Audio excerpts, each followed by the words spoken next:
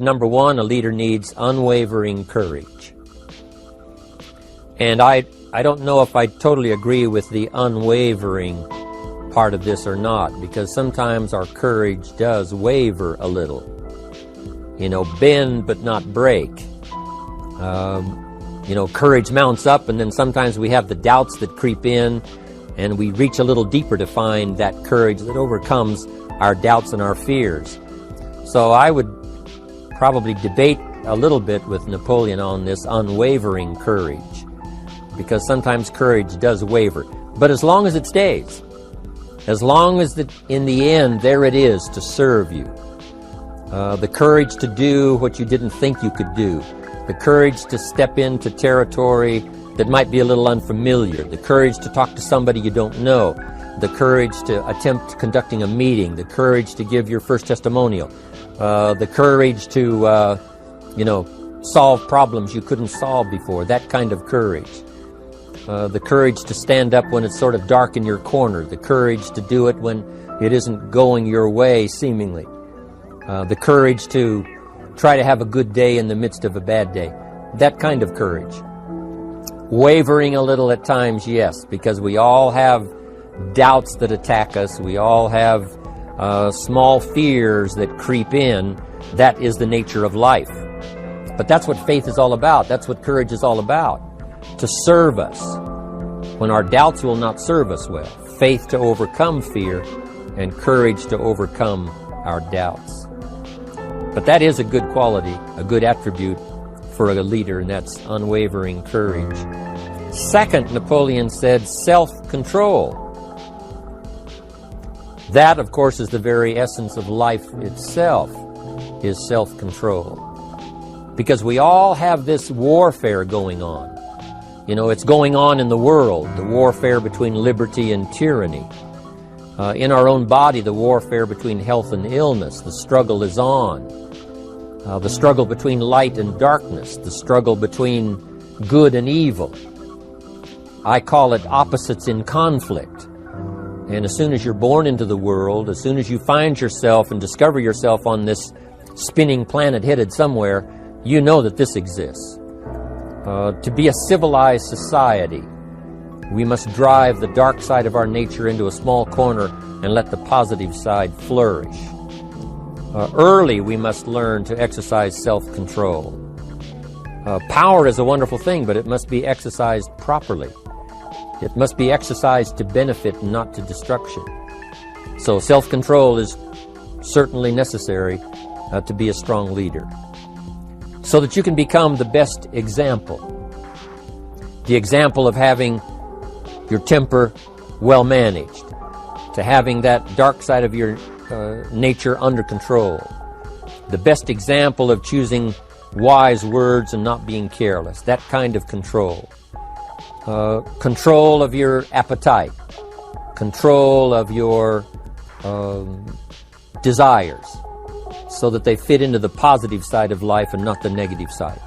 Self-control, very important. Then he said a leader must have a keen sense of justice. How very true. Justice we become familiar with, even when we're small. When certain things that happened or were done to us that something told us that wasn't right. Someone did us wrong. We have that sense of right and wrong, and it starts very early. Then we have to have that sense of utilizing what's right and what's wrong, so that we develop this sense of justice, this sense of being fair, this sense of being on the positive side, on the right side. To minimize a person's mistakes, they need to have this sense of justice. We have to have justice when we're building an organization. What's fair, what is a good balance. The marketing system that Mark put together has to be fair for everyone. If you have a customer and you take care of that customer, someone else cannot come along and take that customer. The same is true with a distributor. Certain rules and regulations, so that all of us have a chance to fit within this framework of fairness, justice, and what's right. Otherwise, enterprise cannot work. Otherwise, we have what we call, in a political sense, anarchy, where there is no justice, when might is the order of the day, power is the order of the day, not the law, not the rule, not what's right, but power. And we would all dismiss that. It's been a catastrophe in the last 6,000 years, the governments that resorted to power instead of democracy, that resorted to intimidation instead of freedom. And we all know the terrible toll that that takes. But it takes a toll not only politically in a country or politically around the world, but it takes a toll even in enterprise. It takes a toll in school if a teacher is unfair. It takes a toll in working on a team where someone is unfair, or where the leadership is not fair in the administration of justice. So this is true. A keen sense of justice and what's fair and what's right. Part of this we have to learn as we go. You know, you don't have it all the first year. You haven't got it all the second year, the third year. After all the years that I've, been around, both as a human being and as a business person, we're still, even at these years, trying to decide what's best, what's fair, what's right, to give balance to our life and to build on a firm foundation for the future. So I agree with Napoleon. Good idea. A sense of justice. Here's another one, he said. Definiteness of decision. Indecision is the thief of opportunity. If you don't decide, the opportunity could slip away. If you don't decide what you're going to do today, the day could get away, and you're not very effective. I talked about in my recent travels about time management. Here's one of the best ideas of time management. Don't start the day until you have it finished. Is it possible to finish the day before you start it? And the answer is yes. If you don't finish it to the best of your ability, have some idea, some good plan, sure enough, the day escapes. And in the morning you say, let's see, what should I do now? In the afternoon you say, hey, time's getting away from me, what should I do now?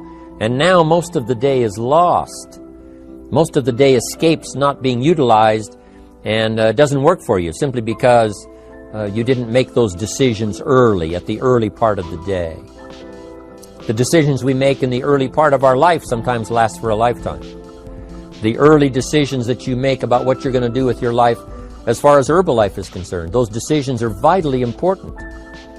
If you neglect them and don't make them, sure enough, the time passes and the opportunity sometimes is diminished, and sometimes you spend a lot of time now catching up simply because you didn't make those early decisions.